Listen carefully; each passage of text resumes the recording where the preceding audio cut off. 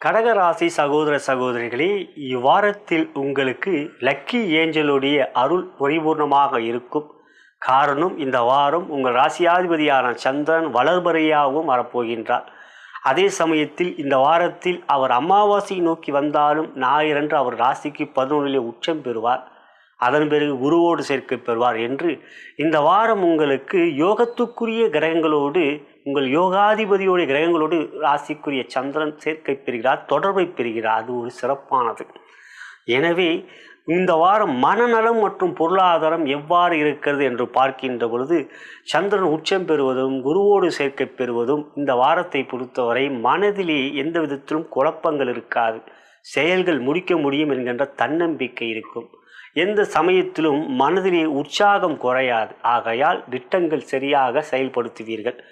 ஆரோக்கியம் என்று பார்க்கின்ற பொழுது ராசிக்கு 3ஆம்